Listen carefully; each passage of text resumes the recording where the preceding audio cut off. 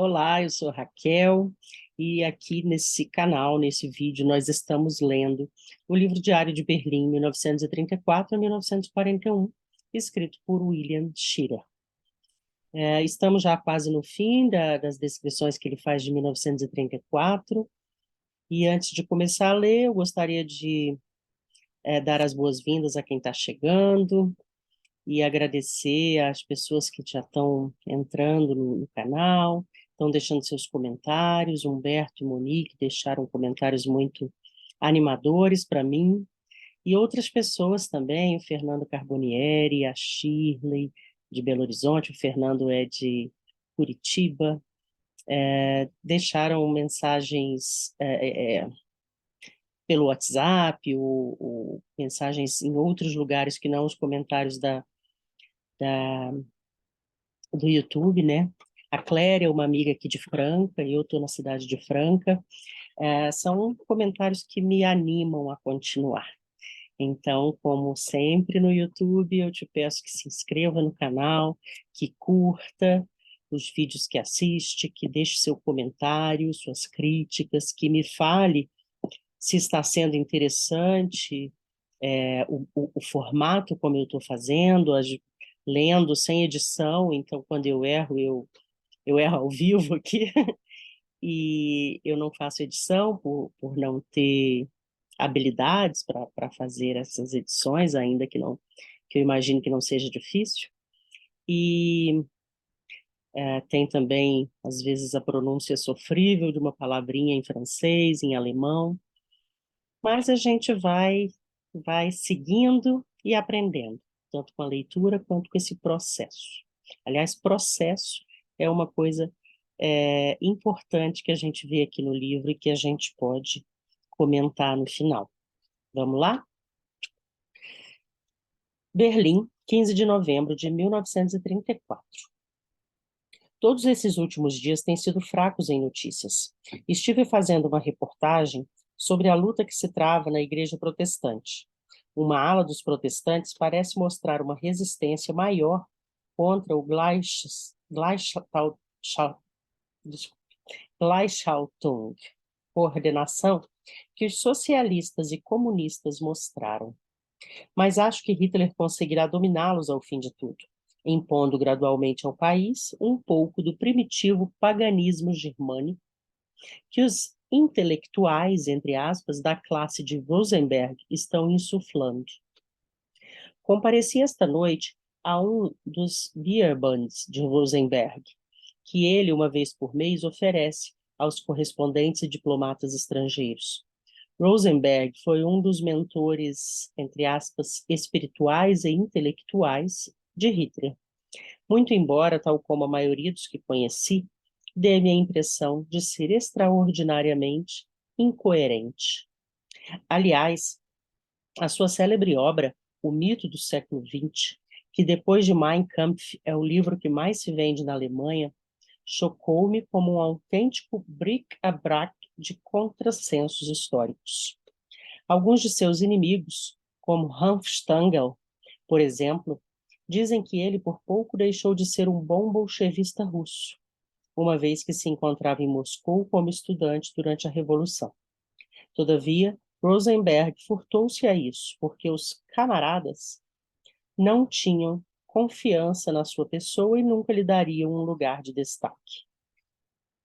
Rosenberg fala com um sotaque acentuadamente báltico, o que torna sobremaneira difícil para mim compreender o seu alemão. Esta noite, convidou o embaixador Dodge para sua mesa de honra, o que fez com que o nosso representante diplomático parecesse grandemente aborrecido. O orador da noite foi o ministro da Educação, Bernhard Rust, mas a verdade é que as minhas ideias estiveram vagabundeando durante todo o tempo em que falou. Rust não é completamente destituído de uma certa habilidade e está nazificando inteiramente as escolas. Essa tarefa inclui a adoção de novos textos nazistas que apresentam uma história falsificada, muitas vezes de forma abjeta. Eu gostaria de, antes de seguir, comentar um pouco esse trecho curto que ele escreveu em 15 de novembro, Para falar justamente do que eu vinha falando antes, né, do processo. É um processo de nazificação, culminou com a Segunda Guerra lá em 1939, nós ainda estamos em 34, mas é um processo que começou em 1920, como resultado já da, da, da Primeira Guerra, que a Alemanha perdeu, né? E o Partido Nazista, então, ele foi formado em 1920. O Mein Kampf, que é um livro do Hitler que era o best-seller, é de 24, já estava fazendo 10 anos, é vendido até hoje. Esse livro estava aí nas reportagens há pouco tempo, quando aquele rapaz é, entrou em duas escolas em Aracruz e atirou em várias pessoas, matou algumas pessoas, feriu outras. Falou-se na imprensa que o pai dele tinha um livro desse, um Mein Kampf. Acho que tenho aqui em casa também. Alguns anos atrás, depois de ler esse livro, estava estudando um pouco, interessada nesse assunto, e comprei alguns livros. Eu acho que o que eu tenho é um comentário sobre, mas é um livro que se vende até hoje, né? E que é, influenciou toda uma geração na Alemanha, portanto, apesar de ter já essa característica de mentira, de distorção da verdade, como a gente chama hoje de fake news, né? Dando sequência, então, Berlim, 28 de novembro de 1934. Fala-se muito em Berlim que a Alemanha está se rearmando secretamente, embora se torne extremamente difícil obter a confirmação definitiva da história. Aliás, se fosse possível consegui-la e enviá-la para o exterior, seria fatal a expulsão de quem o fizesse.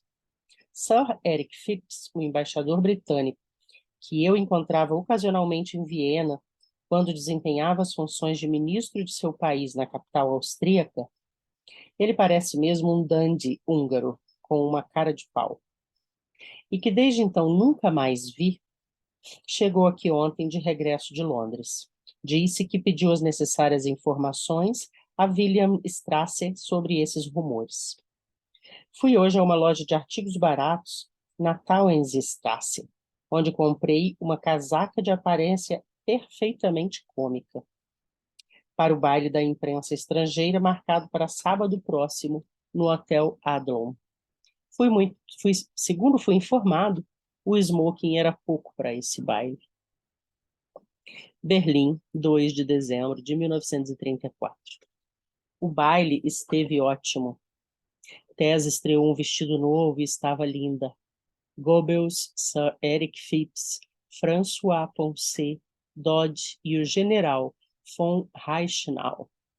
A coisa mais parecida com um general nazista que a Reichswehr possui, que tem relações muito amigáveis com a maioria dos correspondentes americanos, estavam entre os presentes. Esperava-se também pelo comparecimento de von Neurath. Mas, segundo ouvi dizer, o ministro da Wilhelmstrasse sentiu-se contrariado com a distribuição dos lugares, e não me foi possível encontrá-lo na festa durante toda a noite. Dançamos e bebemos até quase 3 horas da madrugada, encerrando a festa com um breakfast matinal de ovos e presunto no bar do Adlon. Assim a gente acaba 1934, vendo que haviam festas, havia uma normalidade institucional em curso, né? Com uma suposta normalidade, uma normalidade específica daquela ocasião, mas essas pessoas com cargos importantes no governo, em contato com jornalistas internacionais, que era o meio em que este jornalista que escreve circulava, né? Mas também é possível ver a questão de uma certa censura, né? Ele fala, se alguém descobrisse que o exército está se armando, se alguém seria convidado a seria expulso do país, por exemplo, né? E mesmo esse diário do Schirer, ele diz que algumas coisas ele não ousava escrever, ele diz no prefácio, e mantinha o diário escondido. Entremos, pois, em 1935. Berlim, 14 de janeiro de 1935. Todos os bons católicos e trabalhadores do Saarre manifestaram-se ontem a favor da reincorporação ao Reich. Nada menos de 90% dos votantes manifestaram-se favoravelmente a essa anexação. Mais do que esperávamos, embora não haja a menor dúvida de que muitos deles receavam ser posteriormente descobertos e castigados, a menos que votassem ao lado de Hitler. Muito bem. Pelo menos com o resultado dessa votação, desaparece uma das causas de tensão europeia. Hitler afirmou e repetiu várias vezes, no discurso que pronunciou ontem pelo rádio, que o Saarre constituía a última reivindicação territorial da Alemanha contra a França. Veremos. Então, 1935 começa com essa batalha aí da Alemanha para reanexar, reincorporar uma área, um território que pertencia à França. Me lembrou a relação recente da Rússia para com a Ucrânia, exigindo a Crimeia, que se deu alguns anos atrás, né? E como Hitler aqui disse que era a última anexação, que além disso ele não faria mais nada para anexar territórios de países vizinhos, a Rússia também passou um tempo aí dando informações inverídicas e depois foi buscar mais territórios, né? Bom, Berlim, 25 de fevereiro de 35. Os círculos diplomáticos, bem como a maioria dos correspondentes estrangeiros, mostram-se cada vez mais otimistas sobre o entendimento geral capaz de garantir a paz europeia. Sir John Simon, o chanceler inglês, está para chegar a Berlim. Faz apenas poucos dias que Pierre Laval e Pierre-Étienne Flandin conferenciaram com o titular britânico em Londres. A oferta que fizeram foi a de libertar a Alemanha dos dispositivos sobre o desarmamento constante do Tratado de Paz, embora Hitler já se esteja libertando deles em segredo. Em troca da promessa da Alemanha de respeitar a independência da Áustria e de todos os demais pequenos países. Entretanto, os franceses que aqui se encontram salientam que Hitler, muito inteligentemente, conseguiu separar Paris e Londres com um convite que fez exclusivamente ao chanceler inglês para uma conferência nesta capital, deixando de convidar também os franceses. E o ingênuo Simon mordeu a isca. Aqui a gente já começa a ver esse jogo de relações internacionais para diminuir as tensões na Europa, para manter a paz, o papel da Inglaterra e da França, que foram importantíssimos nesse processo, importantíssimos primeiro por ir acreditando nas mentiras do Hitler, e já antecipando aqui um pouco do que vai acontecer, né? Mas acreditando sistematicamente nas mentiras do Hitler, buscando negociações mais brandas, confiando na boa fé, né? E com boa fé, talvez, e a escalada da tensão foi sempre maior, diferente do que Hitler falava que faria, né? Saarbrücken, 1º de março de 1935. Hoje, os alemães ocuparam oficialmente o Saarre. Durante todo o dia choveu torrencialmente, mas a chuva não conseguiu diminuir o entusiasmo dos habitantes.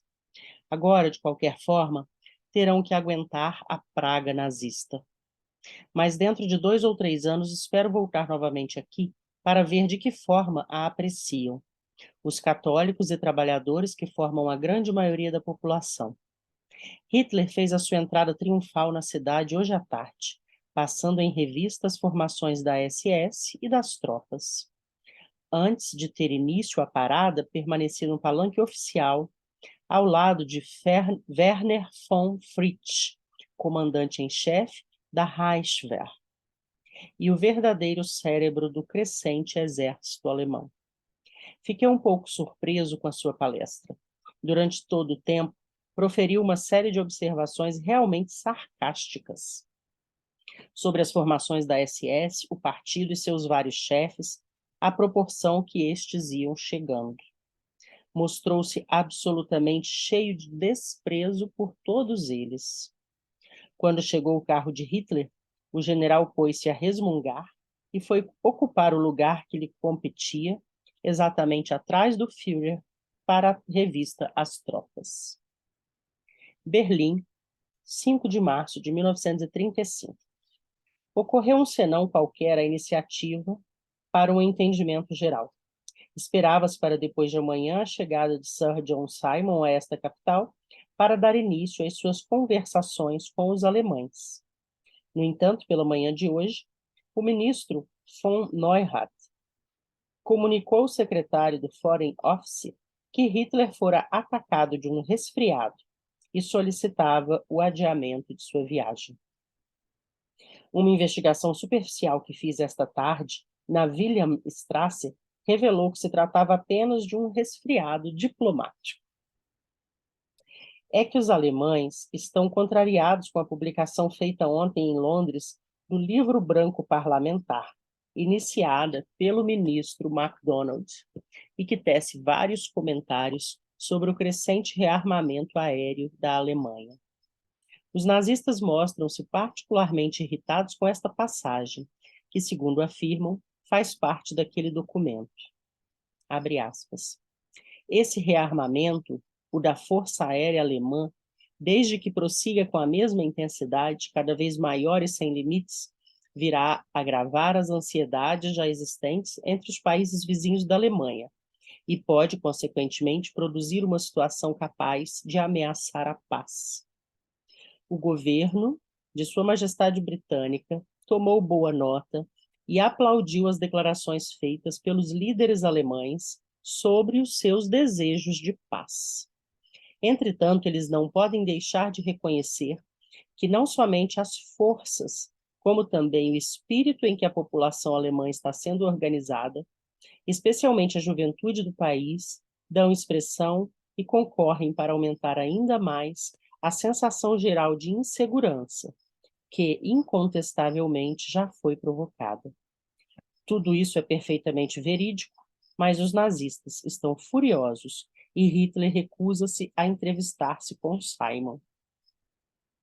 Berlim, 15 de março de 1935. Foi hoje anunciado que Sir John Simon aqui chegará a 24 do corrente, mas nem tudo é um mar de rosas. Göring declarou ao Daily Mail que tanto pelo seu proprietário, Lord Rothermere, como seu correspondente nesta capital, Ward Price, ambos pró-nazistas, se transformou num maravilhoso porta-voz e barômetro nazista. Que a Alemanha está organizando uma aviação militar. Foi esta a primeira vez em que o general admitiu publicamente esse fato. Além disso, hoje mesmo foi anunciado que Göring, na sua qualidade de ministro do ar, ficará subordinado ao Marechal von Blomberg, ministro da Defesa, o que significa a plena aprovação do Exército à sua tarefa de organizar a nova Força Aérea Alemã. E esta noite, a Wilhelmstrasse protestou junto ao governo de Paris contra a extensão do período de constrição do exército francês. Nós vamos ficar por aqui nesse vídeo. Nós vimos a escalada do exército francês, grandes modificações estão por vir aí em 1935, a escalada da tensão na Europa. É um movimento que lembra muito o que a relação mais contemporânea entre Rússia e Ucrânia, né? E a gente descobre que o Hitler também tinha resfriados diplomáticos também, que o Hitler lançava mão de dizer-se doente quando estava contrariado. Bom, te peço, espero que você tenha gostado, te peço normalmente que, novamente, que curta este vídeo, se tiver gostado dele, que compartilhe com pessoas que você acha que podem se interessar, né? É aquela coisa que eu já falei, eu leio, você ouve, você comenta, você compartilha, inscreve-se no canal. Muito obrigada. Até a próxima.